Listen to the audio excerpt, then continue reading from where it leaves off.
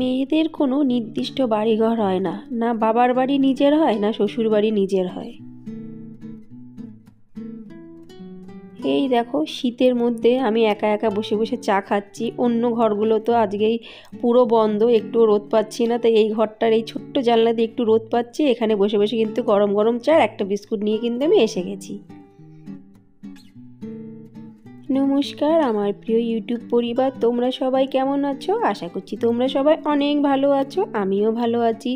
আমি সুপ্রিয়া, আমি তোমাদের সবাইকে আমন্ত্রণ জানাই নাসিকের ঘরকন্যার আরেকটি নতুন ব্লগে। যে প্রান্ত থেকে আমার ভিডিওটি, আমার ব্লগটি দেখছো, আশা করছি তোমরাও সবাই খুব ভালো আছো।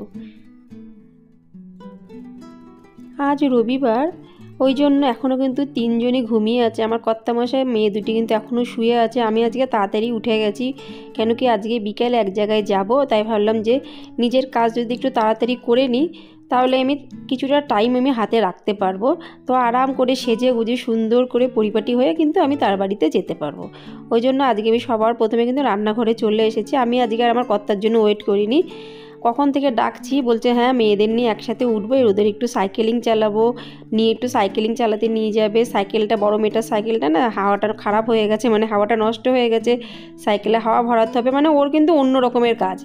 তাই বলছি ঠিক আছে, আমি এক কাজ করছি, আমি ফটাফট রান্নাটা বসিয়ে দিচ্ছি, তুমি একটু যদি একটু চিকেন হোক মটন হোক যাই হোক যদি একটু এনে দাও তাহলে আমার পক্ষে অনেক সুবিধা হবে, তাড়াতাড়ি আমার রান্নাটা হয়ে যাবে।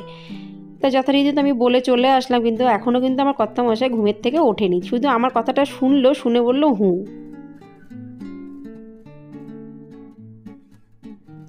জানো তো বন্ধুরা, আমি এমন একটা জায়গায় থাকি মহারাষ্ট্রের নাসিকে, না বাপের বাড়ি আমার নিজের না শ্বশুর বাড়ি আমার নিজের। যখন আমি বাড়ি যাই, বাড়ি তো যাই খুবই কম, বছরে একবার কিংবা 2 বছরে একবার কিংবা 2.5 বছরে একবার এরকমই। তো তখন না বুঝতে পারি না যে কোন বাড়িতে আগে যাব, কার বাড়িতে গেলে ভালো হবে। মনটা চায় যে বাপের বাড়িতে যাওয়ার জন্য, কিন্তু নিয়মে আছে শ্বশুর বাড়িতে আগে যেতে হবে। তো ওই জন্য বুঝতে পারি না কোনটা আমার নিজস্ব বাড়ি।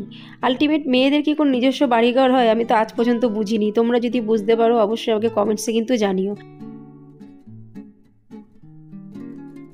আর আজকে রবিবার যেহেতু পুরো ঘরটা শনিবারের রাতে পুরোই পাতানো থাকে, ওই রকমই থাকে, সেটাকে কোনো রকমভাবে পরিষ্কার করি না।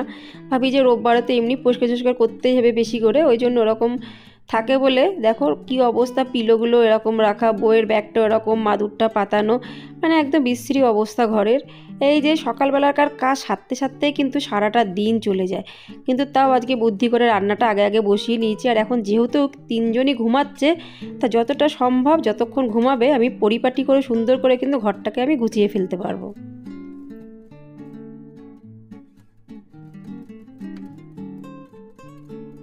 দেখো কোনো কিছু পুরো নিঃশব্দে কাজবাজ করছি, কোনো আওয়াজ নেই, কিছু না, কি সুন্দর ফটাফট আমার কাজগুলো হয়ে যাচ্ছে। ভাত করা হয়ে গেছে, চাটনিটা অটোমেটিক বসিয়ে দিয়েছি।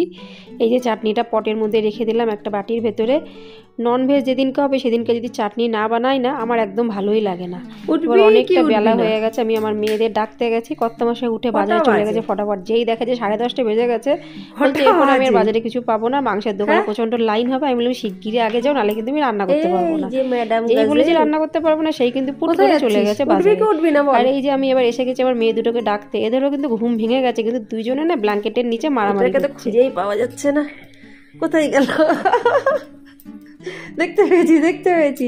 আর ওর অনেক বেজে গেছে। ওর মেয়েরা উঠে যথারীতি ব্রাশ করতে দাঁড়িয়ে পড়েছে আর বলছে পাপা শিগগিরই চলো, সাইকেলটা ঠিক করাতে হবে। পাপাজিও চলে এসছে, মানে কর্তামশাই চলে এসছে চিকেন নিয়ে। আর আমি আমার কর্তাটিকে খেতে দিচ্ছি। সকালবেলায় আজকে কিছুই বানাবো না, আমি বলছি ইডলি ফিডলিও কিছু নিয়ে এসো না, দই দুধ আর চিড়ে, বেশ ভালোই লাগবে খেতে, ঠান্ডা থাকে পেটটা। আর আজকে বললাম না বন্ধুরা বিকেলবেলা এক জায়গায় যাব, তো সেখানে খাওয়া দাওয়াও আছে। তো সব কিছু যদি ভারী ভারী জিনিস খায় তাহলে রাতে সেখানে বেশি কিছু খেলে কিন্তু অ্যাসিডিটি হওয়ার সম্ভাবনা থাকে। ওই জন্য সকালবেলায় চিড়ে দই দিয়ে দিলাম। আর মেয়েদের জন্য এই যে দুধ চকোস নিয়ে চলে এসেছি। না আমি কিছুই খাইনি, কেন কি আমি অটোমেটিক একবার চা খাওয়া হয়ে গেছে। আর এই যে আমি ছোট্ট মেয়েটির জন্য নিয়ে যাচ্ছি, সে বলছে মাম্মা আমি চকোস কিন্তু খাবো না, আমাকে একটু বিস্কুট দাও। ওই জন্য ওর জন্য নিয়ে যাচ্ছি বিস্কুট দেখে আমার বড় মেয়েটি বলছে মাম্মা আমাকেও একটু বিস্কুট দাও। তো ওই জন্য বেশি করে একটা বাটির মধ্যে বিস্কুট নিয়েছে, দুজনের হয়ে যাবে। তিনজনে মিলে খাচ্ছে। আর এই দেখো কি প্রোগ্রাম দেখছি টিভিতে, একজনেরও কিন্তু চোখের পাতা নড়ছে না। তারপর আমার কর্তামশাই বাজার থেকে কিন্তু ফটাফট বাজার নিয়ে এসছে।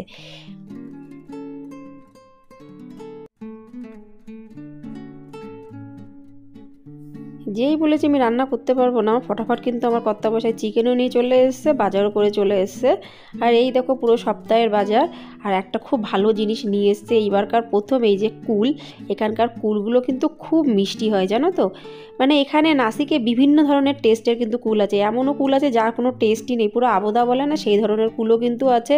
আবার আছে বিশাল মিষ্টি কুল, আবার মিডিয়াম টাইপের কুল, আবার টক কুলও পাওয়া যায়। এখানে বিভিন্ন টাইপের কিন্তু কুল আছে। তা আজকে যথারীতি মিষ্টি কুল নিয়ে এসেছে। তা ওদিকে আমি চিকেনটা ধোবো, তার আগে ভাবছি যে একটু আমার কর্তাকে হেল্প করে দেই, যে এই নোংরাগুলো পরিষ্কার করছে ভ্যাকুয়াম ক্লিনার দিয়ে। তো একজন ধরলে আর একজন পরিষ্কার করলে কিন্তু এগুলো ফটাফট হয়ে যায়।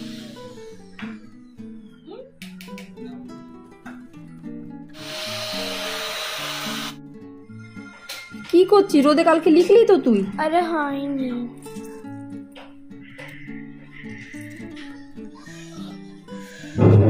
কালকে রাতের বেলাতেই লেবুর জল করে সেটাকে ক্রাফটের কি জিনিস বানালো, স্কুলে করতে হবে টিচার বলেছে।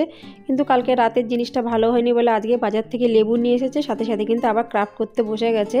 আর আমি এসে গেছি মাংসের সমস্ত মশলা দিয়ে, প্রথমে ঘন্টাখানেক মাংসটাকে মেরিনেট করে রেখে দেবো। আর তার মধ্যে কিন্তু আমি টক দই অবশ্যই দেবো, কেন কি মাংসের মধ্যে, দই কাতলার মধ্যে, ননভেজের মধ্যে বেশিরভাগ কিন্তু আমি টক দই ইউজ করি। তাতে কি আর ডাইজেস্টও খুব ভালোভাবে হয়ে যায়, আর অল্প তেলে কিন্তু মাংসটা রান্নাটাও হয়। শুধু মাংস বলে না বন্ধুরা, মাছেও যদি তোমরা কেউ টক দই ব্যবহার করো, লক্ষ্য করে দেখবে তার টেস্টটা কিন্তু অন্য ধরনের। দেখতে পাচ্ছ বন্ধুরা, কড়াইয়ের দিকে একটু তাকালেই বুঝতে পারবে আমি কত কম তেলে রান্না করছি, কেন কি আমি দই দিয়েছি। আর একটা তোমাদের বলছি টিপস, চিকেন বানাও, মটন বানাও, মাছ বানাও, যাই করো না কেন, জিরে হোক, জিরের গুঁড়ো হোক, জিরে বাটা হোক, সেটা যদি একটু অল্প পরিমাণে দাও তাহলে কিন্তু তেলটা অনেকটা বেশি পরিমাণে দেখায়। আর যদি জিরে জিনিসটাকে যদি একটু বেশি দাও, তাহলে যতই তেল ইউজ করো না কেন, তেল কিন্তু উপরে একদমই ভাসবে না, আর একটু থকথকে ভাব হয়ে যাবে। ওই জন্য আমি জিরে জিনিসটা খুব কম দিই। অনেক সময় এমনও হয় দিও না ননভেজে। আর এই যে কুল কিন্তু আমি ধুতে ধুতে অনেকগুলো কুল খেয়ে নিয়েছি। তা আমার মেয়েদেরকে আমি বলিনি, কেন কি সরস্বতী পুজো না হলে তো মেয়েদেরকে কুল দেবো না, সেইটাই জানি, কিন্তু জানি না এবার কি করবে। তা আমি মেয়েদের জন্য আর কর্তার জন্য কেটে দিয়েছি একটা আপেল। এখানকার আপেলও কিন্তু খুব মিষ্টি হয়।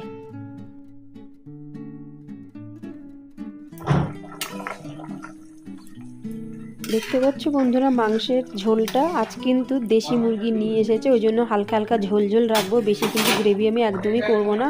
গন্ধ কিন্তু দারুণ বেরিয়েছে।